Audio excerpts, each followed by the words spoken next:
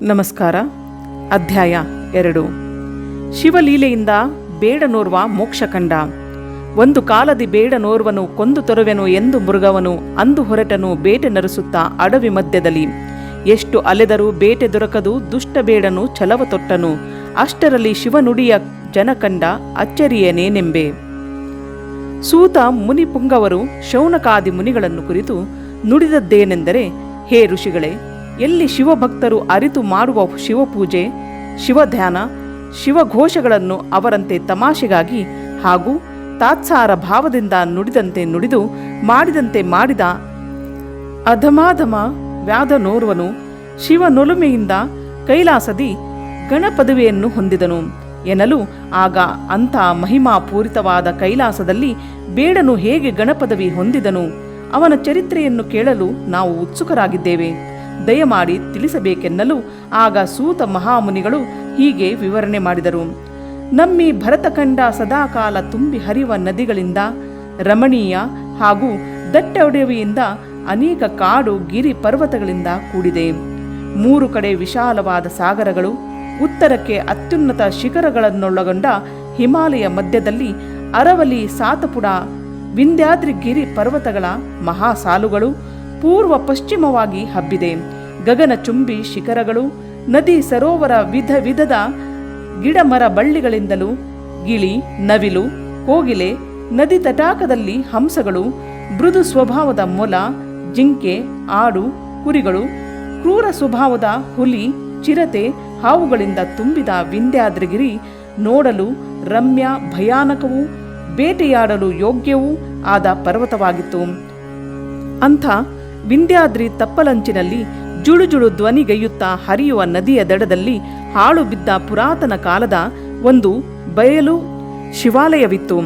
ಶಿವಲಿಂಗದ ಗರ್ಭಗುಡಿಯು ಬಿದ್ದು ಗರ್ಭಗುಡಿಗೆ ಗೋಡೆಗಳಿದ್ದವು ಎಂಬ ಕುರುಹಗಾಗಿ ಅಲ್ಲಲ್ಲಿ 4-6 ಕಲ್ಲು ಬಂಡೆಗಳಿದ್ದವು. ಶಿವಲಿಂಗದ ಹಿಂಬದಿಗೆ ವಿಶಾಲವಾಗಿ ಬೆಳೆದ ಹಳೆಯ ಕಾಲದ ಬಿಲ್ವಪತ್ರಿ ಮರ ಶೋಭಿಸುತ್ತಿತ್ತು. ಗುಡ್ಡದ ಕೆಳಗಡೆ ಮನೆ ಮಾಡಿಕೊಂಡು ವಾಸವಾಗಿದ್ದ ಅಲ್ಲಿಯ ಶಿವಭಕ್ತರು ವರುಷದ ಯುಗಾದಿ, ಬಸವ ಜಯಂತಿ, ಕಾಮದಹನ, ನಾಗಪಂಚಮಿ, ವಿಜಯದಶಮಿ ಹಬ್ಬಗಳಲ್ಲಿ ಅಲ್ಲದೆ ಶ್ರಾವಣ ಮಾಸ ಪೂರ್ತಿ ಶಿವಲಿಂಗವಿದ್ದಲ್ಲಿ ಬಂದು ಶಿವಪೂಜೆ ಮಾಡಿ ಶಿವಘೋಷ ಮಾಡುತ್ತಾ ತಮ್ಮ ತಮ್ಮ ನಿವಾಸಗಳಿಗೆ ತೆರಳುತ್ತಿದ್ದರು. ಮಾಘ ಮಾಸದ 13ನೇ ದಿನ ಗ್ರಾಮದ ನಿವಾಸಿಗಳು ರಾತ್ರಿ ಊಟ ಮಾಡದೆ 14ನೇ ದಿನ ಮಹಾಶಿವರಾತ್ರಿ ಎಂದು ಶಿವಾಲಯದ ಸಮೀಪದ ಜಲದಲ್ಲಿ ಮಿಂದು ಶಿವಪೂಜೆ, ಶಿವ ಪಂಚಾಕ್ಷರ ಜಪ, ರುದ್ರಘೋಷ ಹಾಗೂ ಸಹಸ್ರ ಬಿಲ್ವ ಪತ್ರಿಗಳನ್ನು ಶಿವಲಿಂಗಕ್ಕೆ ಅರ್ಪಿಸುತ್ತಾ ಶಿವ ಶಿವ ಹರ ಹರ ಮಹಾದೇವ ಎಂದು ಇಡೀ ರಾತ್ರಿ ಜಾಗರಣೆ ಮಾಡಿ ಅಮಾವಾಸ್ಯೆ ಸೂರ್ಯೋದಯಕ್ಕೆ ಪುನಃ ಶಿವಪೂಜೆ ಮಾಡಿ ಪಂಚಪಕ್ವಾನ್ನ ನೈವೇದ್ಯ ಮಾಡಿ ತಮ್ಮ ತಮ್ಮ ಮನೆಗಳಿಗೆ ತೆರಳುತ್ತಿದ್ದರು. ಹೀಗಿರುವಾಗ ಒಂದು ಮಹಾಶಿವರಾತ್ರಿ ಬೇಡನೋರ್ವನು ತನ್ನ ಬೇಟೆಯಾಡುವ ಕಾಯಕದಂತೆ ಅದೇ ಶಿವಲಿಂಗವಿರುವ ದಟ್ಟಡವೆಯಲ್ಲಿ ಬೇಟೆ ಅರಸುತ್ತಾ ಬಂದನು. ಆಗಲೇ ನೇಸರನು ನೆತ್ತಿಯ ಮೇಲೆ ಬಂದಿದ್ದನು. ಬೇಡನಿಗೆ ಹಸಿವು, ತೃಷೆಯ ಬಾಧೆಯಾಗಹತ್ತಿತು. ನೀರನ್ನಾದರೂ ಕುಡಿದು ಬರೋಣವೆಂದು ನದಿ ತಟಾಕದ ಕಡೆಗೆ ನಡೆದನು. ಅಲ್ಲಿ ಜನರು ಮಾಡುವ ಜಳಕ, ಶಿವಪೂಜೆ, ಶಿವಘೋಷಣೆ ನೋಡಿ ಮನದಲ್ಲಿ ನಗುತ್ತಿರಲು ಶಿವಭಕ್ತರ ಸಾಲು ಶಿವ ಶಿವ ಹರ ಹರ ಮಹಾದೇವ ಅನ್ನುವ ನುಡಿ ಕೇಳಿ ಇವನಿಗೆ ಮೋಜಾಗಿ ಇವನು 1-2 ಸಲ ಅವರಿಗೆ ವ್ಯಂಗ್ಯವಾಗಿ ಶಿವ ಶಿವ ಹರ ಹರ ಮಹಾದೇವ ಎಂದು ಕೂಗುತ್ತಾ ಬೇಟೆಗಾಗಿ ಶೋಧ ನಡೆಸಿದನು. ಸಾಯಂಕಾಲವಾಗುತ್ತಾ ಬಂದರೂ ಒಂದು ಚಿಕ್ಕ ಬೇಟೆಯಾದರೂ ಕಣ್ಣಿಗೆ ಬೀಳಲಿಲ್ಲ. ಛಲಗಾರನಾದ ಬೇಡನು ಇಂದೊಂದು ದಿನ ಬೇಟೆ ಸಿಗದೆ ಉಪವಾಸವಿದ್ದರೂ ಚಿಂತೆಯಿಲ್ಲ, ಬೇಟೆಯನ್ನು ಪಡೆದೇ ಮನೆಗೆ ಮರಳುವುದೆಂದು ನಿಶ್ಚಯಿಸಿ ಅಲೆದಲೆದು ಶಿವಲಿಂಗ ಸಮೀಪ ಇರುವ ಬಿಲ್ವಪತ್ರಿ ಮರವನ್ನೇರಿ ಕುಳಿತು ನೀರು ಕುಡಿಯಲಿಕ್ಕೆ ಬರುವ ಮೃಗಗಳ ನಿರೀಕ್ಷೆಯಲ್ಲಿ ಮರದ ತಪ್ಪಲಲ್ಲಿ ಅಡಗಿ ಕುಳಿತಿದ್ದನು. ವಿಂಧ್ಯಾದ್ರಿಗಿರಿ ತಪ್ಪಲಲ್ಲಿ ಬಲವಾದ ಗಾಳಿ ಬೀಸುತ್ತಿದ್ದುದರಿಂದ ಆಗಾಗ ಬಿಲ್ವಪತ್ರಿ ಗೊಂಚಲುಗಳು ಮುಖಕ್ಕೆ ಮರೆಯಾಗಿ ಬರುತ್ತಿದ್ದವು. ಶಿವಭಕ್ತರು ಉಚ್ಚರಿಸಿದ ಉಕ್ತಿಯನ್ನೇ ತನ್ನ ಬೇಸರ ಕಳೆಯಲು ಆಗಾಗ್ಗೆ ಶಿವ ಶಿವ ಹರ ಹರ ಮಹಾದೇವ ಅನ್ನುತ್ತಾ ಪತ್ರಿ ದಳಗಳನ್ನು ಹರಿದು ಕೆಳಗೆ ಒಗೆಯುತ್ತಿದ್ದನು. ಅವು ನೇರವಾಗಿ ಶಿವಲಿಂಗದ ಮೇಲೆಯೇ ಬೀಳುತ್ತಿದ್ದವು. ರಾತ್ರಿ ಸರಿದರೂ ಯಾವುದೊಂದು ಮೃಗವೂ ಬರಲಿಲ್ಲ. ಮತ್ತಷ್ಟು ಬೇಸರವಾಗಿ ನಿರಾಶ ಭಾವದಿಂದ ಹಸಿವಿನಿಂದ ಶಿವ ಶಿವ ಹರ ಹರ ಮಹಾದೇವ ಅನ್ನುತ್ತಾ ಗಿಡದ ತಪ್ಪಲನ್ನು ಹರಿದು ಕೆಳಗೆ ಒಗೆಯುತ್ತಿದ್ದನು. ಅದು ಶಿವಲಿಂಗದ ಮೇಲೆ ಬೀಳುತ್ತಿತ್ತು. ಹೀಗೆ ಎಸೆದ ಬಿಲ್ಲುವ ದಳಗಳು ಸಹಸ್ರಗಳಾಗಿದ್ದವು. ಅವನಿಗೆ ತಿಳಿಯದೆ ಅವನಿಂದ ಶಿವಜಾಗರಣೆ, ಉಪವಾಸ, ಶಿವಘೋಷಣೆ ಹಾಗೂ ಸಹಸ್ರ ಬಿಲ್ಲುವ ಪತ್ರಿ ಅರ್ಚನೆ ಸಾಂಗವಾಗಿ ನಡೆದಿತ್ತು. ದಯಾಘನನಾದ ಆ ಶಿವ ಪರಮಾತ್ಮನು ಬೇಡನು ಸಂಪಾದಿಸಿದ ಪಾಪದ ರಾಶಿಯನ್ನೇ ನಾಶ ಮಾಡಿ ಪುಣ್ಯದ ಫಲದ ಸಿರಿಯನ್ನು ಬೇಡನಿಗೆ ಕರುಣಿಸಿದನು. ಇಷ್ಟರಲ್ಲಿಯೇ ಒಂದು ಪೂರ್ಣ ಗರ್ಭಿಣಿಯಾದ ಹೆಣ್ಣು ಜಿಂಕೆಯೊಂದು ದಾಹದಿಂದ ನೀರು ಕುಡಿಯಲೆಂದು ಅದೇ ನದಿ ದಂಡೆಗೆ ಬಂದಿತು. ಬೇಟೆಯ ನಿರೀಕ್ಷೆಯಲ್ಲಿದ್ದ ಬೇಡನು ಬಿಲ್ವ ದಳಗಳನ್ನು ಹರಿದೊಗೆದು ಬಾಣ ಹೂಡಲು ಸನ್ನದ್ಧನಾದನು.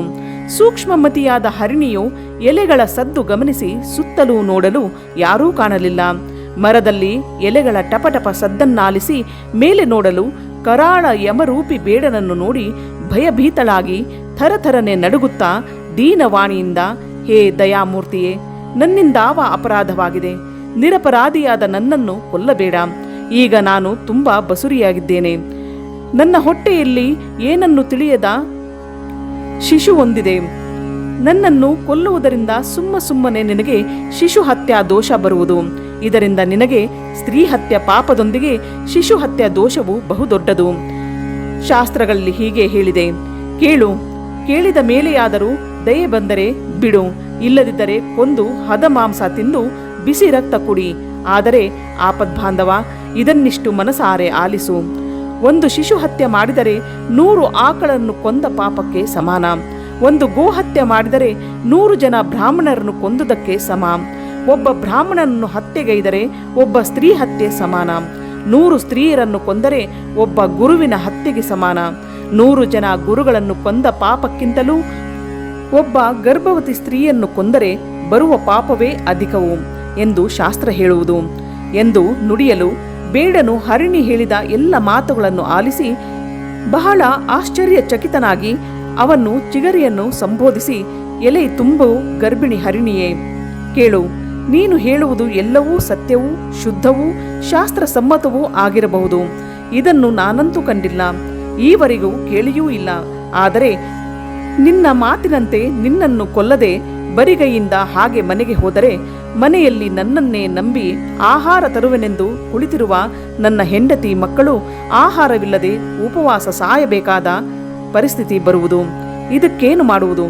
ಈ ನಿನ್ನ ಒಂದು ಪ್ರಾಣ ಹೋದರೆ ನನ್ನ ಹಾಗೂ ನನ್ನ ಅವಲಂಬಿತರ ಎಲ್ಲ ಜೀವಗಳು ಉಳಿಯುವುದಿಲ್ಲವೇ ಎಂದು ಕೇಳಲು, ಆಗ ಜಿಂಕೆಯು, ನಿನಗೆ ಕೈ ಜೋಡಿಸಿ ಬೇಡಿಕೊಳ್ಳುವುದೇನೆಂದರೆ, ನನಗೀಗ ಪ್ರಸವ ಸಮಯ ಸಮೀಪಿಸುತ್ತಿದೆ.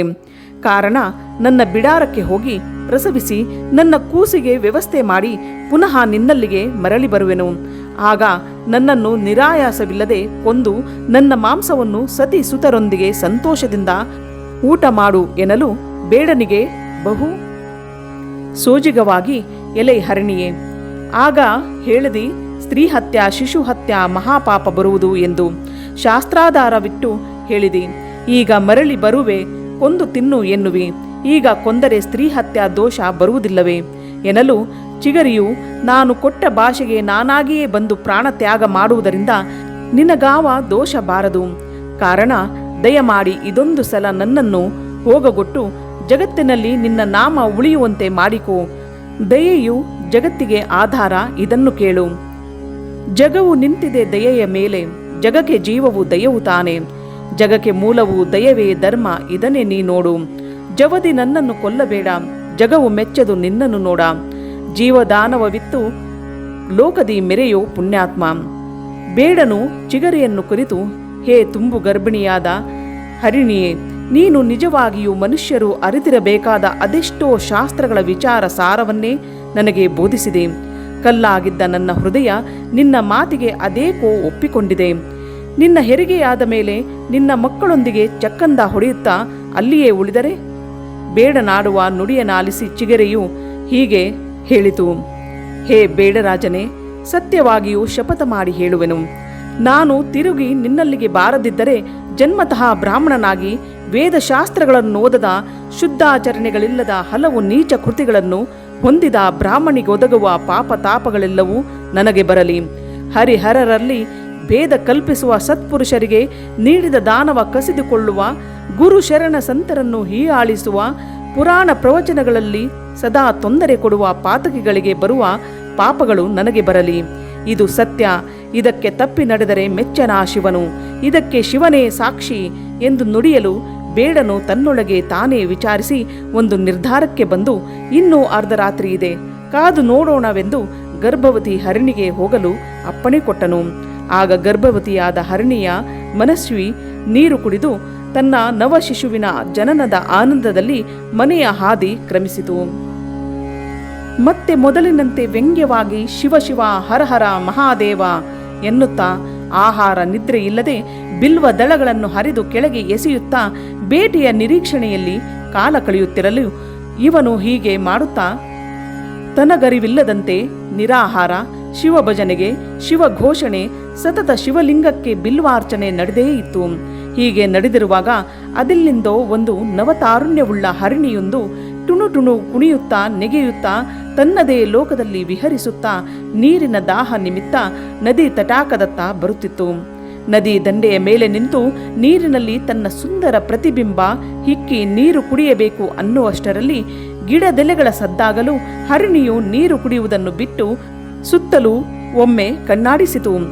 ಯಾರೂ ಕಾಣದಿರಲು ನೀರಿಗಿಳಿದು ನೀರು ಕುಡಿಯಬೇಕು ಅನ್ನುವಷ್ಟರಲ್ಲಿ ಗಿಡದಲ್ಲಿ ಟಪಟಪ ಶಬ್ದವಾಗಲು ಹರಿಣಿ ಭಯದಿಂದ ಮೇಲೆ ನೋಡಲು ಗಿಡದಲ್ಲಿ ಬೇಡನು ಬಿಲ್ವ ದಳಗಳನ್ನು ಹರಿದೊಗೆದು ಹರಿಣಿಯತ್ತ ಗುರಿ ಇಡಲು ಪ್ರಯತ್ನಿಸುತ್ತಿರುವುದನ್ನು ಕಂಡು ಚಿಗರಿ ಭಯಭೀತಳಾಗಿ ಕಾಪಾಡು ತಂದೆ, ಹೇ ದೀನ ರಕ್ಷಕ, ಬಿಲ್ಲಿಗೆ ಬಾಣ ಹೂಡಿ ನನ್ನನ್ನು ಕೊಲ್ಲದಿರು, ಹೇ ಪುಣ್ಯಾತ್ಮ ಎನ್ನಲು ಬೇಡನು ಇದೇನಿದು, ಈ ಚಿಗರಿಯು ಕೂಡ ಮಾನವರಂತೆ ನುಡಿಯುವುದೆಂದು ಕೌತುಕದಿಂದ, ಹೇ ಚಿಗರಿಯೇ, ನಿನ್ನನ್ನೇ ಕೊಲ್ಲಬಾರದು, ಅದಾವ ಮಹಾಕಾರಣವಿದೆ ಎನ್ನಲು ಆಗ ಚಿಗರಿಯು, ಹೇ ಬೇಡೋತ್ತಮ, ಕೇಳು, ನಾನು ನವವಿವಾಹಿತೆ, ಸದ್ಯ ಪತಿಯಲ್ಲಿ ಕಾಮಚೇಷ್ಟೆ ನೆನೆಯುತ್ತಾ ಕಾಮಾತುರಳಾಗಿ ಸುರತ ಕ್ರೀಡೆ ಬಯಸಿ ಪತಿಯತ್ತ ಧಾವಿಸುವ ನನಗೆ ಹೋಗಗೊಡು. ನನ್ನ ಪತಿಯ ಸೃಷ್ಟಿ ಸರಸ ಕ್ರೀಡೆಗೆ ಇಂಬುಗೊಡು. ನನ್ನ ಪತಿಯನ್ನು ಸಂತೃಪ್ತಿಗೊಳಿಸಿ ಮರಳಿ ನಿನ್ನಲ್ಲಿಗೆ ಬರುವೆನು. ಅವಾಗೆ ಹದಿಯರೆಯದ ರಕ್ತ ಮಾಂಸ ಸೇವಿಸುವಿಯಂತೆ ಅನ್ನಲು ಚಕಿತನಾದ ಬೇಡನು ಈಗೊಂದು ತುಂಬು ಬಸುರಿಯಾದ ಚಿಗರಿ ಹೆರಿಗೆಯ ನೆಪ ಒಡ್ಡಿ ಜಾರಿಕೊಂಡು ಹೋಯಿತು. ನೀನಾದರೆ ನವತರುಣಿ ವಿವಾಹಿತೆ, ಪತಿಗೆ ರತಿಸುಖ ಕೊಟ್ಟು ಬರುವೆ ಎಂದು ಹೇಳಿ ಪಾರಾಗಬೇಕೆಂದಿರುವೆಯಾ? ಅದೆಂದಿಗೂ ಆಗದು. ಹಸಿವೆಂದ ಮನೆಯಲ್ಲಿ ನನ್ನ ನಿರೀಕ್ಷಣೆಯಿಂದ ನನ್ನ ತಾಯಿ, ಹೆಂಡತಿ, ಮಕ್ಕಳು ಉಪವಾಸದಿಂದ ಬಳಲಿ ಕಂಗಾಲರಾಗಿ ನನ್ನ ಬರುವನ್ನೇ ಎದುರು ನೋಡುತ್ತಿರುವಾಗ ಕೈಗೆ ಸಿಕ್ಕಿದ ತುತ್ತನ್ನು ಅದಾವ ಮುಟ್ಟಾಳನು ಬಿಡುವನು ಎನ್ನಲು ಭಯದಿಂದ ನಡುಗುತ್ತಾ, ಹೇ ಬೇಡೋತ್ತಮನೆ, ನಾವು ಅಡವಿಯಲ್ಲಿ ವಾಸಿಸುತ್ತಿದ್ದರೂ ಪಶು ಜೀವನ ಪಡೆದಿದ್ದರೂ ಕೊಟ್ಟ ಭಾಷೆಗೆ ಎಂದೂ ತಪ್ಪಿ ನಡೆಯಲಾರೆವು. ಇದು ಸತ್ಯ, ಶಿವನಾಣೆ, ಶಿವ ಪಂಚಾಕ್ಷರ ಮಂತ್ರದಾಣೆ. ಒಂದು ವೇಳೆ ಇದಕ್ಕೆ ತಪ್ಪಿದರೆ ಈ ಕೆಳಗಿನ ಪಾಪಿಗಳ ಪಾಪವು ನನಗೆ ಲಭಿಸಲಿ. ಇದೋ ಕೇಳಿ, ಶಿವನ ಮೇಲೆ ಶಪಥ ಮಾಡಿ ಹೇಳುವೆ. ದೇವಾಲಯಗಳಲ್ಲಿ ಪರಸತಿಯೊಡನೆ ರತಿಕ್ರೀಡೆ ಯಾಚಿಸಿದ ಪಾಪದ ಫಲ ನನ್ನ ತಲೆಯ ಮೇಲಿರಲಿ. ಪರರ ಗೋವುಗಳನ್ನು ತಂದು ಕಟುಕರಿಗೆ ಮಾರಿದ ಗೋಹತ್ಯ ಘೋರ ಪಾಪ ನನಗೆ ಲಭಿಸಲಿ. ಪತಿಯನ್ನು ವಂಚಿಸಿ ಪರಪುರುಷರೊಂದಿಗೆ ರಾಸಕ್ರೀಡೆ ಮಾಡುವ ಚಾಂಡಾಲ ಗಿತ್ತಿಯ ಚೋರ ಪಾಪ ನನಗೆ ಪ್ರಾಪ್ತವಾಗಲಿ. ಋತುಮತಿಯಾದ ಸ್ತ್ರೀ ಮನೆ ಶಿವಾಲಯಗಳಲ್ಲಿ ಸ್ಪರ್ಶಾಸ್ಪರ್ಶವನ್ನು ಪಾಲಿಸದೆ ಹೋದ ಬ್ರಹ್ಮ ಪಿಶಾಚಿ ಫಲ ಪ್ರಾಪ್ತಿಯಾಗಲಿ. ದೇವ ಮಂದಿರದಲ್ಲಿಯ ದೀಪದ ಎಣ್ಣೆಯನ್ನು ತಂದು ಮಾರಿಕೊಂಡ ಮಹಾಚೋರ ಪಾಪ ನನ್ನ ತಲೆಯ ಮೇಲಿರಲಿ. ತಂದೆ ತಾಯಿಯರಲ್ಲಿ ಹೀನತೆಯನ್ನು ಬಯಸುವ ಗುರುಗಳಿಗೆ ಹಳೆಸಿದ ಅನ್ನ ನೀಡಿ ತಾವು ರುಚಿಯಾದ ಸಿಹಿ ಊಟ ಮಾಡುವ ಅಘೋರ ಪಾಪ ನನಗೆ ಲಭಿಸಲಿ. ಹೇ ಬೇಡ ಮಹಾಶಯ, ಕೇಳು, ನಾನು ನಿನಗೆ ವಚನ ಕೊಟ್ಟು ಹಿಂತಿರುಗಿ ಬಾರದೆ ಹೋದರೆ ಈಗ ನಾನು ಹೇಳಿದ ಇವರೆಲ್ಲರ ಪಾಪ ಕೃತ್ಯದ ಅತ್ಯಂತ ಭೀಕರವಾದ ಕರ್ಮ ಫಲಗಳನ್ನು ನನಗೆ ಸಂದಾಯವಾಗಲಿ. ಇದು ಸತ್ಯವೆಂದು ತಿಳಿ. ನೀನು ಇದಕ್ಕೆ ಒಪ್ಪದಿದ್ದರೆ ಚಿಂತೆಯಿಲ್ಲ. ನಾನು ಕೊಟ್ಟ ಭಾಷೆ ತಪ್ಪಿ ನಡೆದರೆ ಶಿವಪೂಜೆಯ ಪೂಜಾ ಉಪಕರಣಗಳ ಅಪಹರಣದ ಭೀಕರ ಘೋರ ಪಾಪ ಕೂಪಕ್ಕೆ ನನ್ನನ್ನು ತಳ್ಳಲಿ ಎಂದು ಶಪಥ ಮಾಡಿ ಹೀಗೆ ನುಡಿಯಿತು. ಕೊಟ್ಟ ಭಾಷೆಗೆ ತಪ್ಪಿ ನಡೆದರೆ ಕೆಟ್ಟ ನಡತೆಯ ದುಷ್ಟ ಫಲಗಳು ಒಟ್ಟುಗೂಡಿ ತಾಪ ಕೊಡುವವು ಕಟ್ಟೆ ಕಡೆಗಿದು ಖಂಡಿತ. ಹೆಡ್ಡ ಬೇಡನೆ ತಿಳಿದುಕೋನಿ ದಡ್ಡತನದಲ್ಲಿ ಕೊಂದು ತಿಂದರೆ ದೊಡ್ಡ ತಾಪ ಕೂಪಗಳಲ್ಲಿ ಬೀಳುವುದು ನಿಜ ಖಂಡಿತ. ತರುಣಿ ಚಿಗರಿಯು ಶಿವನ ಹೆಸರಿನ ಮೇಲೆ ಶಪಥ ಮಾಡಿದ ನುಡಿಗಳನ್ನು ಕೇಳಿ ಬೇಡನಿಗೆ ನಂಬಿಕೆ ಬಂದರೂ ಬೇಡನ ಮನಸ್ಸಿನ ಸಂಶಯ ಮಾತ್ರ ಪೂರ್ಣ ಹೋಗಲಿಲ್ಲ. ಆದರೂ ಇದರ ಪರೀಕ್ಷೆಯನ್ನು ಮಾಡಿ ನೋಡುವ ಎಂದು ನಿಶ್ಚಯಿಸಿ ಗುರಿ ಇಟ್ಟ ಬಾಣವನ್ನು ಪುನಃ ಬತ್ತಳಿಕೆಗೆ ಹಾಕಿಕೊಂಡನು. ಅಲ್ಲದೆ ಹರಣಿಯನ್ನು ಕುರಿತು, ಎಲೆ ಪತಿಯಲ್ಲಿ ಅನುರಕ್ತಳಾದ ಚಿಗರಿಯೇ ಕೇಳು, ಈಗಿಂದೀಗಲೇ ಪತಿಯ ಬಳಿಗೆ ಹೋಗಿ ಪತಿಯನ್ನು ರಾಸಕ್ರೀಡೆಯಿಂದ ತೃಪ್ತಿಪಡಿಸಿ ನಡೆದ ನಿಜ ಸಂಗತಿಯನ್ನು ತಿಳಿಸಿ ಅರುಣೋದಯಕ್ಕೆ ಮೊದಲೇ ಇಲ್ಲಿಗೆ ಬಂದು ಸೇರಬೇಕು. ನೀನಾಡಿದ ಮಾತುಗಳನ್ನು ಉಳಿಸಿಕೊಳ್ಳಬೇಕು ಎಂದೆನಲು ಆಗ ಹರಿಣಿಯು ಹೋದ ಜೀವ ಬಂದಂತಾಗಿ ನಡುಕ ಬಿಟ್ಟು ಹೇಳಿದ್ದೇನೆಂದರೆ, ಹೇ ಬೇಡುತ್ತಮ, ನೀನು ನಾನಾಡಿದ ಶಿವನುಡಿಯ ಮಾತಿಗೆ ಬೆಲೆ ಕೊಟ್ಟು ನನ್ನನ್ನು ನನ್ನ ಪತಿಯ ಬಳಿಗೆ ಹೋಗಲು ಅನುಮತಿಯನ್ನಿತ್ತ ನಿನಗೆ ಆ ಪರಶಿವನು ಈವರೆಗೆ ಮಾಡಿದ ಪಾಪದ ರಾಶಿಗಳನ್ನೇ ಭಸ್ಮಗೊಳಿಸಿ ನಿನಗೆ ಶ್ರೇಷ್ಠವಾದ ಶಿವಗಣ ಪದವಿಯನ್ನು ಕರುಣಿಸಲಿ ಎಂದು ಹೇಳಿ ಹೊಟ್ಟೆ ತುಂಬ ಜಲಪಾನ ಮಾಡಿ ತನ್ನ ಪತಿಯ ಗೃಹಕ್ಕೆ ಹೊರಟು ಹೋಯಿತು. ಇಷ್ಟೊತ್ತಿಗಾಗಲೇ ಒಂದು ಪ್ರಹರ ಮುಗಿದು ಹೋಗಿತ್ತು. ಬೇಡನು ಆದುದಾಗಲಿ ಹಾಗೂ ಹೀಗೂ ಮಾಡಿ ಅರ್ಧರಾತ್ರಿ ಕಳೆದುದಾಗಿದೆ. ಮತಿಗೆಟ್ಟದೆ ಫಲವಿಲ್ಲ, ಕಾದು ನೋಡುವ, ಜಲಪಾನ ಮಾಡಲು ಮೃಗಗಳು ಬಂದರೂ ಬರಬಹುದು ಎಂದು ಬೇಟೆಯ ನಿರೀಕ್ಷೆಯಲ್ಲಿ ಮೊದಲಿನಂತೆ ಶಿವ ಶಿವ ಹರ ಹರ ಮಹಾದೇವ ಎಂದು ನುಡಿಯುತ್ತಾ ಗಾಳಿಗೆ ಬಂದು ಮುಖಕ್ಕೆ ಬಡಿಯುವ ಬಿಲ್ವ ದಳಗಳನ್ನು ಕಿತ್ತು ಕಿತ್ತು ಕೆಳಕ್ಕೆ ಎಸೆಯುತ್ತಿದ್ದನು. ಅವು ನೇರವಾಗಿ ಶಿವಲಿಂಗದ ಮೇಲೆಯೇ ಬೀಳುತ್ತಿದ್ದವು. ಈ ಪ್ರಕಾರ ಬೇಡನಿಗೆ ಗೊತ್ತಿಲ್ಲದಂತೆ ನಿರಾಹಾರ ಶಿವಮಂತ್ರ ಜಪ, ಶಿವನಾಮ ಘೋಷಣೆ, ಮಹಾಶಿವರಾತ್ರಿ ಜಾಗರಣೆ ಯಥಾವತ್ತಾಗಿ ನಡೆದಿತ್ತು. ಮೂರನೆಯ ಯಾಮ ಪ್ರಾರಂಭವಾಗಿತ್ತು. ಅಷ್ಟರಲ್ಲಿಯೇ ಗಂಡರಳಿಯೊಂದು ರಾಜ ಟಿವಿಯಿಂದ ತನ್ನದೇ ಆದ ಗತ್ತಿನಲ್ಲಿ ಜಲಬಾಧೆಗಾಗಿ ನದಿಯತ್ತ ಬರುತ್ತಿತ್ತು. ದೂರದಿಂದ ಬರುವ ಗಂಡರಳೆಯನ್ನು ನೋಡಿ ಬೇಡನು ಅದಕ್ಕೂ ತನ್ನ ಬಾಣದಿಂದ ಗುರಿ ಇಟ್ಟನು. ಇದನ್ನು ನೋಡಿದ ಗಂಡರಳಿಯು ಪ್ರಾಣಭಯ ಭೀತಿಯಿಂದ ಕಾಲುಗಳನ್ನು ಕಂಪಿಸುತ್ತಾ ಗದ್ಗದ ಕಂಠದಿಂದ, ಹೇ ಬೇಡರಾಜ, ನನ್ನ ಮಾತನ್ನಿಷ್ಟು ಕೇಳು, ತದನಂತರ ನಿನ್ನ ಕಾಯಕವನ್ನು ಮಾಡು, ಅದಕ್ಕೆ ನಾನು ಸದಾ ಸಿದ್ಧ ಎಂದು ನುಡಿಯಲು ವ್ಯಾಧನಿಗಾಗಲೇ ಶಿವಕೃಪೆ ಸಂಪೂರ್ಣವಾಗಿತ್ತು. ಅವನ ಕಲ್ಲೆದೆಯ ಕಟುಕ ಸ್ವಭಾವ ಕರಗಿ ಹೃದಯದಲ್ಲಿ ಮೃದುತ್ವ, ಮಾನವತಾವಾದ ಮೂಡಿತು. ಬೇಡನ ಮನಸ್ಸು ಕರಗಿ ಈ ಗಂಡರಳೆಯ ಮಾತನ್ನಾದರೂ ಕೇಳುವ ಎಂದು ಆಲೋಚಿಸಿ, ಹೇ ಹರಣಿಕುಲ ರಾಜನಾದ ಗಂಡರಳೆಯೇ, ಏನು ನಿನ್ನ ಮಾತು, ಯಾವ ಬಯಕೆ ಹೇಳು ಎನ್ನಲು ಗಂಡರಳೆಯು, ವ್ಯಾಧೋತ್ತಮ, ನನ್ನ ಸತಿಯು ನನಗಾಗಿ ನನ್ನ ಬರುವಿಕೆಗಾಗಿ ಅನ್ನ ನೀರು ತ್ಯಜಿಸಿರುತ್ತಾಳೆ. ಅವಳ ಆತಿಥ್ಯ ಸ್ವೀಕರಿಸಿ ನನ್ನ ಸತಿಗೆ ಹಿತವಚನಗಳನ್ನು ಹೇಳಿ ಅವಳಿಂದ ಬೀಳ್ಕೊಟ್ಟು ಶೀಘ್ರದಲ್ಲಿಯೇ ನಿನ್ನಲ್ಲಿಗೆ ಬಂದು ಸೇರುವೆ. ಇದಕ್ಕೆ ತಪ್ಪಿದನಾದರೆ ನನಗೆ ರವರವ ನರಕ ಪ್ರಾಪ್ತವಾಗಲಿ. ಶಿವಕೀರ್ತನ ಮಾಡುವಾಗ ಭಂಗ ತಂದರೆ ಬರುವ ಪಾಪವು ನನಗೆ ಪ್ರಾಪ್ತವಾಗಲಿ. ಪಥಿಕರನ್ನು, ಧರ್ಮ ಕ್ಷೇತ್ರಗಳ ಸಂದರ್ಶಕರನ್ನು ಸುಲಿದು ತಿನ್ನುವ ಪಾಪಿಗಳ ಪಾಪವು ನನ್ನ ತಲೆಯ ಮೇಲಿರಲಿ. ಭಗವದ್ಭಕ್ತರಿಗೆ ಪೀಡೆ ಕಾಟ ಕೊಡುವುದು, ಶಿವ ಮಹಿಮೆಯನ್ನು ನಿಂದಿಸುವುದು, ತಿರುಪೆ ಎತ್ತಿ ಸಾತ್ವಿಕ ವೃತ್ತಿಯಲ್ಲಿ ಜೀವನ ಸಾಗಿಸುವ ಬ್ರಾಹ್ಮಣ ಶಿವಭಕ್ತರನ್ನು ಹೀಯಾಳಿಸುವುದರಿಂದ ಉಂಟಾಗುವ ಘೋರ ಪಾಪ ನನ್ನ ತಲೆಯ ಮೇಲಿರಲಿ. ಕನ್ಯೆಯರನ್ನು ಮಾರಿ ಜೀವನ ಮಾಡುವ ಪಾತಕಿಗಳ ಪಾಪ ನನ್ನದಾಗಲಿ. ಮಗಳನ್ನು, ಸಹೋದರಿಯನ್ನು, ಪರನಾರಿಯರನ್ನು ಕಾಮುಕ ದೃಷ್ಟಿಯಿಂದ ನೋಡುವ, ಅವರೊಂದಿಗೆ ಕಾಮಕ್ರೀಡೆ ಆಡಬಯಸುವ ಕಾಮಿಗಳಿಗೊದಗುವ ದುರ್ಧರ ಪಾಪವು ನನ್ನದಾಗಲಿ. ಜನನಿ ಜನಕರನ್ನು ಹಿಂಸಿಸುವ, ಕೊಲ್ಲುವ ಪಾತಕಿಗಳು, ಗುರುಗಳನ್ನು, ಬ್ರಾಹ್ಮಣರನ್ನು, ಗೋವುಗಳನ್ನು ಗಂಡಾಂತರಕ್ಕೆ ಸಿಲುಕಿಸಿ ಆನಂದ ಪಡುವ ದುರಹಂಕಾರಿಗಳು, ಪ್ರಸಾದ ಶಿವಲಿಂಗಗಳನ್ನು ಹಾಳು ಮಾಡುವವರು, ದೀನ ದಲಿತರ ಸ್ವತ್ತು ಅಪಹರಿಸಿ ತನ್ನದೆಂದೇ ಸುಳ್ಳು ಸಾಕ್ಷಿ ಹೇಳುವವರನ್ನು, ದುಡ್ಡಿಗಾಗಿ ಮಾತೆ ಮಡದಿ ಹೆಣ್ಣು ಮಕ್ಕಳನ್ನು ಮಾರಿಕೊಳ್ಳುವವರು ಅನುಭವಿಸುವ ಪಾತಕಗಳಾದ ಮೂತ್ರ ಉರಿ, ಪಾಂಡುರೋಗ, ಹೊಟ್ಟೆ ಶೂಲೆ, ಪಿಶಾಚಿ ಜೀವನ ಪ್ರಾಪ್ತಿಯು ಪ್ರಾಪ್ತವಾಗುವವು. ಇವೆಲ್ಲವುಗಳು ನಾನು ವಚನ ಭ್ರಷ್ಟನಾಗಿ ನಡೆದರೆ ನನಗೆ ಪ್ರಾಪ್ತವಾಗಲಿ. ಇವೆಲ್ಲ ಪಾಪಗಳ ಭಾರ ನನ್ನ ತಲೆಯ ಮೇಲಿರಲಿ. ಇದಕ್ಕೆ ಶಿವಪಾದದಾಣೆ, ಶಿವನಾಣೆ ಎಂದು ಶಪಥ ಮಾಡಿ ಅಂದದ್ದೇನೆಂದರೆ, ಹಿಂಡನಗಲಿದ ಒಂಟಿಯಾಗಿ ಆ ಗಂಡೆರಳೆ ಮುನ್ನತಾ ನಡೆದು ಬರುತ್ತಿದೆ. ಕಂಡು ಬೇಡನು ಗುರಿಯ ನಿಟ್ಟನು ಅಂದು ರಾತ್ರಿಯಲಿ. ಚಂದದಿಂದಲೇ ಇದನ್ನು ಕೊಲ್ವೆನು ಅಂದು ವ್ಯಾಧನು ನುಡಿಯುವಾಗಲೇ ಅಂದದಲ್ಲಿ ಬೇಡ ಕೇಳ್ದ ಶಿವ ನುಡಿಯ ನೇನೆಂಬೆ. ಗಂಡು ಚಿಗರಿಯ ಮಾತಿಗೊಪ್ಪಿ ಬೇಡನು ಬೇಗನೆ ತಿರುಗಿ ಬರಲು ಹೇಳಿ ಗಂಡರಳೆಯನ್ನು ಬೀಳ್ಕೊಟ್ಟನು. ಮೂರನೆಯ ಪ್ರಹರ ಮುಗಿದು ಕೊನೆಯ ನಾಲ್ಕನೆಯ ಯಾಮ ಪ್ರಾರಂಭವಾಯಿತು. ಬೇಡನು ಶಿವ ಶಿವ ಹರ ಹರ ಮಹಾದೇವ ಅನ್ನುತ್ತಾ ಫಲಾಪೇಕ್ಷೆಯಿಲ್ಲದೆ ಬಿಲ್ವ ದಳಗಳನ್ನು ಗಿಡದಿಂದ ಕಿತ್ತೆಸೆಯುತ್ತಾ ಬೆಳಗು ಮುಂಜಾನೆಯ ಸಮಯದಲ್ಲಾದರೂ ಬೇಟೆಯ ನಿರೀಕ್ಷೆಯಲ್ಲಿದ್ದನು. ಅಷ್ಟರಲ್ಲಿ ಹೆಣ್ಣು ಚಿಗುರೆಯೊಂದು ನೀರಿಗಾಗಿ ನದಿ ಕಡೆಗೆ ಬರುವುದನ್ನು ನೋಡಿ ಪುಳಕಿತನಾದ ಬೇಡನು ಇದನ್ನಾದರೂ ಕೊಂದು ಮನೆಗೆ ಒಯ್ಯಬೇಕೆಂದು ಹೆದೆ ಏರಿಸಿ ಗುರಿಗಾಗಿ ಕಾಯುತ್ತಿದ್ದನು. ಬೇಡನನ್ನು ಕಂಡು ಚಿಗರಿಯು, ಹೇ ಪುಣ್ಯಾತ್ಮ, ನನ್ನನ್ನು ಕೊಲ್ಲದಿರು, ನಿನಗೆ ಪುಣ್ಯ ಬರಲಿ. ಏನೂ ಅರಿಯದ ನನ್ನ ಕಂದನನ್ನು ಮನೆಯಲ್ಲಿ ಬಿಟ್ಟು ಬಂದಿರುವೆನು. ಮಗನಿಗೆ ಮೊಲೆಯುಣಿಸಿ ಹಸಿದ ಕೂಸಿನ ಊಟದ ಲಾಲನೆ ಪಾಲನೆಯ ವ್ಯವಸ್ಥೆ ಮಾಡಿ ಬರುವೆನು ಎನ್ನಲು ಬೇಡನು, ಭಲೆ, ಇಂದು ಇಡೀ ದಿನ ರಾತ್ರಿ ನನಗೆ ಸೋಜಿಗವಾಗಿದೆ. ಮಾತನಾಡದ ಮೃಗಗಳು ಮಾನವರಂತೆ ಮಾತನಾಡುವುದಲ್ಲದೆ ಕೊಲ್ಲುವವನ ಎದುರು ನಿಂತು ಧರ್ಮಶಾಸ್ತ್ರ ಬೋಧಿಸುತ್ತವೆ ಎಂದು ತನ್ನಷ್ಟಕ್ಕೆ ತಾನೇ ಮಾತನಾಡಿಕೊಂಡು, ಹೇ ಹರಿಣಿಯೇ, ನೀನು ನನ್ನಿಂದ ಪಾರಾಗಿ ಹೋಗಿ ನಂತರ ಮರಳಿ ನನ್ನಲ್ಲಿಗೆ ಬರುವೆನೆಂದು ಹೇಳುವುದು ಯಾವ ಆಧಾರ?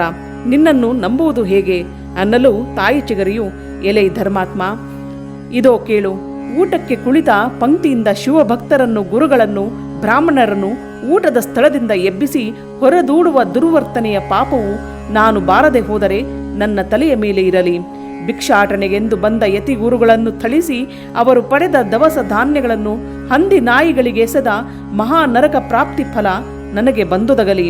ಇವು ಅಲ್ಲದೆ ಧರ್ಮಶಾಸ್ತ್ರ, ವೇದ, ಆಗಮಗಳ ಅರಿವಿಲ್ಲದೆ ಪಂಡಿತರ ಚರ್ಚಾಗೋಷ್ಠಿಯಲ್ಲಿ ಭಾಗವಹಿಸುವುದು, ಭಕ್ತಿ ಪಾರಾಯಣ ಗ್ರಂಥಗಳನ್ನು ಅಪಹರಿಸಿ ಹರಿದು ಹಾಕುವ ಪಾಪಕ್ಕೆ ಬರುವ ಕುಷ್ಠ, ಪಾಂಡು ರೋಗಗಳು, ಹಂದಿ, ನಾಯಿ, ತೊಣಸಿ, ಹೇನು, ತಗಣಿಗಳ ಜನ್ಮ ನನಗೆ ಪ್ರಾಪ್ತವಾಗಲಿ.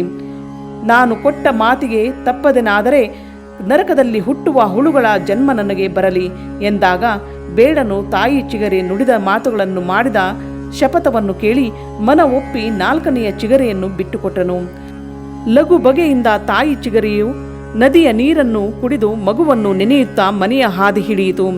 ಬೇಡನಿಗೆ ಮಾತು ಕೊಟ್ಟಂತೆ 1ನೆಯ ಚಿಗರಿಯು ಪ್ರಸವಿಸಿ ಜನಿಸಿದ ಹಸುಗೂಸಿಗೆ ಮೊಲೆಯುಣಿಸಿ ಅಕ್ಕ, ಚಿಕ್ಕಮ್ಮ, ಅಣ್ಣ, ಅಪ್ಪಂದಿರಲ್ಲಿ ಜನಿಸಿದ ಶಿಶುವಿನ ಯೋಗಕ್ಷೇಮ, ಪಾಲನೆ, ಪೋಷಣೆ ಕೆಲಸ ವಹಿಸಿಕೊಟ್ಟು ತಾನು ಮನೆಗೆ ಬರುವ ಮೊದಲು ಬೇಡನಿಗೆ ಭಾಷೆ ಕೊಟ್ಟಂತೆ ಪ್ರಾಣತ್ಯಾಗ ಮಾಡಲು ಹೋಗುವುದಾಗಿ ಹೇಳಿ ಬೇಡನಿರುವ ಬಿಲ್ವ ಮರದೆಡೆಗೆ ಹೊರಟಿತು. 2ನೇ ನವವಿವಾಹಿತ ಹೆಣ್ಣು ಚಿಗರಿಯು ಕಾಮಬಾಧೆಯಿಂದ ಇರುವ ಪತಿಯ ಸೇರಿ ಸತಿಪತಿಗಳೊಂದಾದ ರಾಸಕ್ರೀಡೆಯಂತಹ ತನ್ನ ಪತಿಗೆ ಬೇಡನೊಂದಿಗೆ ಆದ ಭಾಷೆಯ ವಿಚಾರ ಹೇಳಿ ನನ್ನನ್ನು ಮರೆತು ಮತ್ತೋರ್ವ ತರುಣಿಯನ್ನು ವಿವಾಹವಾಗಿ ಜೀವನ ಸಾಗಿಸು ಎಂದು ಹೆಣ್ಣು ಚಿಗರೆ ಪತಿಗೆ ಹೇಳಿ ಬೇಡನಿರುವ ನದಿ ತೀರದ ಬಿಲ್ವ ಮರದತ್ತ ನಡೆಯಿತು. 3ನೆಯದಾದ ಪುರುಷ ಪ್ರಧಾನವಾದ ಗಂಡರಳೆಯು ತನ್ನ ಸತಿಗಳಿರುವರಿಗೆ ಜೀವನವನ್ನು ಸತ್ಯ ಮಾರ್ಗದಲ್ಲಿ ನಡೆದು ಬಾಳಿನ ಕೊನೆಗೆ ಮುಕ್ತಿ ಪಡೆದು ಮುಂದಿನ ಜನ್ಮವೆನ್ನುವುದು ಇದ್ದರೆ ಮತ್ತೆ ನನ್ನ ಪ್ರಿಯ ಪತ್ನಿಗಳಾಗಿರಿ ಎಂದು ಹರಿಸಿ ತಾನು ಮಾತು ಕೊಟ್ಟಂತೆ ಹಾಳು ದೇಗುಲದ ಸಮೀಪದ ಶಿವಲಿಂಗದ ಬಳಿ ಇರುವ ಬಿಲ್ವ ಮರದ ಕಡೆಗೆ ನಡೆಯಿತು. ಕೊನೆಯದಾದ 4ನೆಯ ತಾಯಿ ಚಿಗರಿಯು ತನ್ನ ಕಂದನಿಗೆ ಮೊಲೆ ಉಣಿಸಿ ಮಗುವಿಗೆ ಬುದ್ಧಿವಾದ ಹೇಳಿ ತನ್ನೆಲ್ಲ ಬಳಗಕ್ಕೆ, ಅಕ್ಕ, ನೀನು ಹಿಂದೆ ಬಂದರೆ ಒದೆಯಬೇಡ, ಪಕ್ಕದಲ್ಲಿ ಕರೆದು ಕಂದನಿರುವ ಮರೆಯಬೇಡ. ಚೊಕ್ಕ ಮಾತಿದು ಅಕ್ಕ ನೀ ನಡೆಸಿಕೊಂಡು ಬೇಡ ಗರ್ಪಿತ ಬಗೆನಿಗೆ, ಕಂದ ನೀನು ಬಳಗ ತೊರೆದು ತಿರುಗಬೇಡ, ಕೊಂದು ತಿನ್ನುವರು ಕಲ್ಲು ಮನದ ಬೇಡರು. ಕಂದ ನಿವನನು ಚಂದದಿಂದಲಿ ಕಾಣಿರೆಂದು ಕಂಬನಿಟ್ಟಿತು ಬಳಗದಿ. ಮಗನ ಊಟ, ಆಟ, ಪಾಠ, ಪಾಲನೆ ಬಗೆಗೆ ತನ್ನ ಬಳಗಕ್ಕೆಲ್ಲ ಅರುಹಿ ತಬ್ಬಲಿಯಾದ ನನ್ನನ್ನು ಬೇಡನಲ್ಲಿಗೆ ಹೋಗಲು ಹರಿಸಿರೆಂದು ಸರ್ವರನ್ನು ಕಣ್ತುಂಬ ನೋಡಿ ಬೇಡನಿರುವ ತಾಣದತ್ತ ಹೆಜ್ಜೆ ಹಾಕಹತ್ತಿತು. ಹೀಗೆ ಒಂದೊಂದು ಚಿಗರಿಯು ತನ್ನ ಆಪ್ತರನ್ನು ತೊರೆದು ಶಿವನ ಮೇಲೆ ಶಪಥ ಮಾಡಿದ ನುಡಿಗೆ ಬೆಲೆ ಕೊಟ್ಟು ಬೇಡನಿದ್ದ ಬಿಲ್ವ ಮರದ ಕೆಳಗೆ ಬಂದು ನಿಂತವು. ಇವುಗಳ ಹಿಂದೆ ಚಿಗರೆಯ ಹಿಂದೆ ಬಂದು ಬೇಡನಿದ್ದೆಡೆ ಸೇರಿದವು. ಇದೆಲ್ಲವನ್ನು ಗಮನಿಸಿದ ಬೇಡನಿಗೆ ಬಹು ಆಶ್ಚರ್ಯವಾಯಿತು. ಜೀವ ಉಳಿದರೆ ಸಾಕೆಂದು 1000 ಸುಳ್ಳು ಸೃಷ್ಟಿಸಿ ಪಲಾಯನ ಮಾಡುವ ಕುಹಕ ಮಾನವರಿರುವ ಈ ನಾಡಿನಲ್ಲಿ ಭಾಷೆ ಕೊಟ್ಟ ಮಾತ್ರಕ್ಕೆ ಜೀವ ತ್ಯಾಗ ಮಾಡುವ ಈ ಮೃಗಗಳು ನನ್ನಿಂದ ಅತ್ಯಧಿಕ ಶ್ರೇಷ್ಠವೆಂದು ತಿಳಿದು ಬೇಡನು ಇಂಥ ಮುಗ್ಧ ಮತ್ತು ಸತ್ಯನಿಷ್ಠ ನಿರುಪದ್ರವಿ ಜೀವಿಗಳನ್ನು ಕೊಂದು ನಾನು ಅದಾವ ಪಾಪಕೂಪಕ್ಕೆ ಬೀಳಲಿ ಎಂದು ಕೊಲ್ಲದಿರಲು ನಿಶ್ಚಯಿಸಿದನು. ಹೇ ಸತ್ಯನಿಷ್ಠ ವಚನ ಪಾಲನ ಪ್ರಾಣಿಗಳಿಂದ ಹರಿಣಿ ಸಮೂಹವೇ, ನನಗೊದಗಿದ ಸಂಶಯವನ್ನು ಬಿಡಿಸಿ ನನ್ನನ್ನು ಪಾವನನ್ನಾಗಿ ಮಾಡಿರಿ. ನೀವು ಮೂಲತಃ ಯಾರು? ಏಕೆ ಚಿಗರಿ ಜನ್ಮ ತಾಳಿದಿರಿ? ನನಗೆ ತಿಳಿಸಬಲ್ಲಿರಾ ಎನ್ನಲು ಮೊದಲನೆಯ ಚಿಗರಿಯು ಮುಂದೆ ಬಂದು, ವ್ಯಾಧೋತ್ತಮನೇ ಕೇಳು. ನಾವು ಪೂರ್ವಜನ್ಮದಲ್ಲಿ ಸ್ವರ್ಗಾಧಿಪತಿಯಾದ ದೇವೇಂದ್ರನ ರಾಜ್ಯಸಭೆಯಲ್ಲಿ ನರ್ತನ ಮಾಡುತ್ತಿದ್ದ ರಂಬೆ, ಊರ್ವಶಿ ಹಾಗೂ ಮೇನಕೆಯರಾಗಿದ್ದವು. ಈ ನಮ್ಮ ಪತಿಯ ನಾಟ್ಯ ಪ್ರವೀಣ ನಟನ ವಿದೂಷಕನಾಗಿ ರಾಜ್ಯಸಭೆಯಲ್ಲಿ ನಮ್ಮಿಂದ ಶಾಸ್ತ್ರೀಯ ಭರತನಾಟ್ಯ, ಕೂಚುಪುಡಿ ಮೊದಲಾದ ನೃತ್ಯಗಳನ್ನು ಮಾಡಿಸಿ ದೊರೆ ದೇವೇಂದ್ರನಿಂದ ಶಹಬಾಷ್ ಗಿರಿಯೊಂದಿಗೆ ಒಳ್ಳೊಳ್ಳೆ ಬೆಲೆ ಬಾಳುವ ರತ್ನಖಚಿತ ಕಂಠೀಸರ ಮುತ್ತಿನ ಹಾರಗಳನ್ನು ಬಹುಮಾನವಾಗಿ ಪಡೆಯುತ್ತಾ ನೆಮ್ಮದಿ ಜೀವನ ಸಾಗಿಸುತ್ತಿದ್ದೆವು. ಆದರೆ ನಾವೊಂದು ಬಗೆದರೆ ದೈವವೊಂದು ಬಗೆಯಿತು ಎಂಬಂತೆ ಕಲೆಯಿಂದ ನಾವು ಗರ್ವಿಷ್ಠರಾಗಿ ಶಿವನ ಒಡ್ಡೋಲಗದಲ್ಲಿ ಅನುಚಿತ ರೀತಿಯಲ್ಲಿ ವರ್ತಿಸಿದೆವು.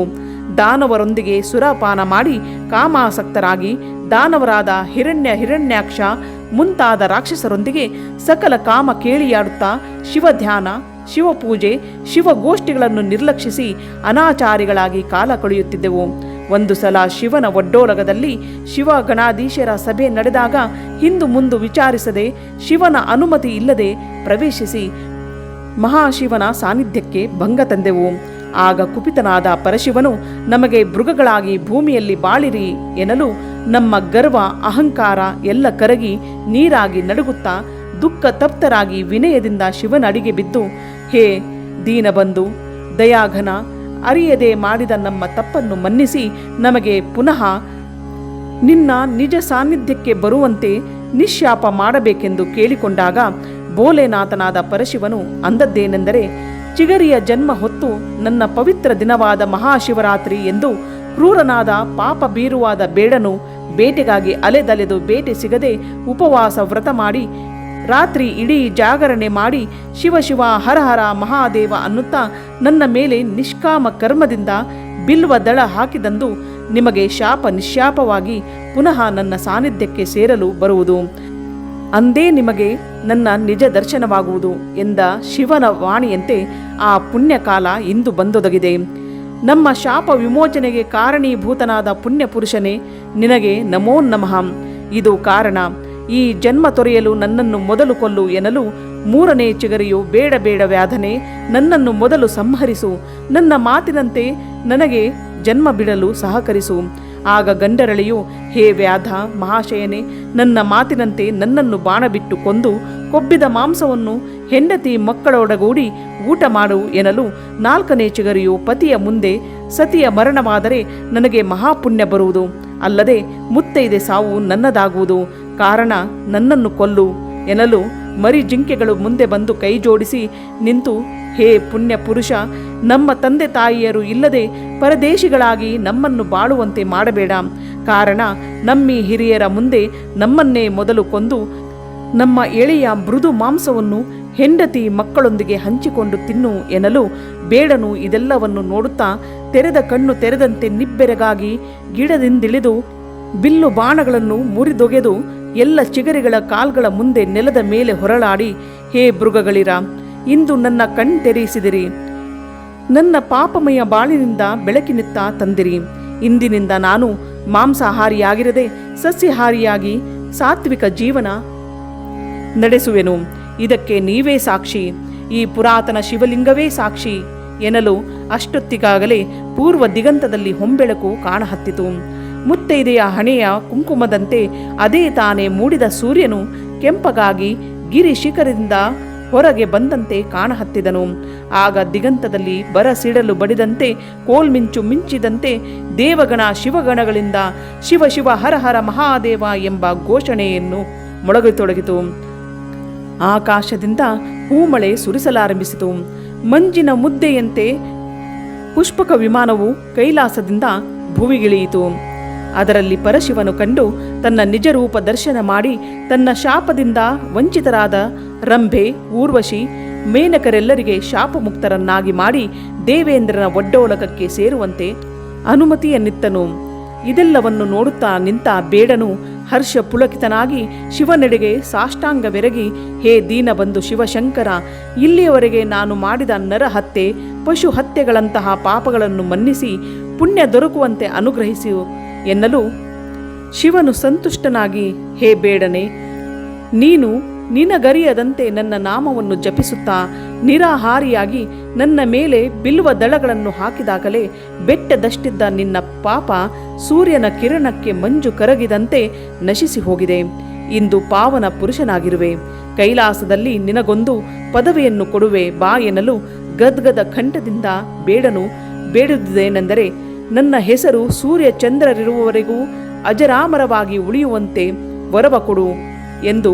ಆಗ ಶಿವನು ಆಕಾಶದಲ್ಲಿ ನಕ್ಷತ್ರದ ಲೋಕದೊಳು ನಿನ್ನನ್ನು ಮೃಗಶಿರ ತಾರ ಎಂದು ಪ್ರಬುದ್ಧ ಜನರು ಜನಸಮೂಹಕ್ಕೆ ನಿನ್ನ ವೃತ್ತಾಂತ ವಿವರಿಸಲಿ ಎಂದು ವರವಿತ್ತು ಬೇಡ ಸಮೇತ ಅಂತರ್ಗತನಾದನು ಎಂದು ಸೂತ ಮುನಿಗಳು ಶೌನಕಾದಿ ಮುನಿಗಳಿಗೆ ಸ್ಕಂದ ಪುರಾಣದಲ್ಲಿ ಬರುವ ಬೇಡನು ಪಾವನನಾದನು.